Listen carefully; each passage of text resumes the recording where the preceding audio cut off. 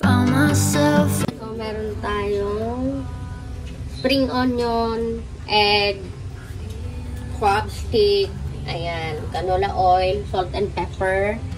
Ito, malasa na to. So, paghahaluin lang natin.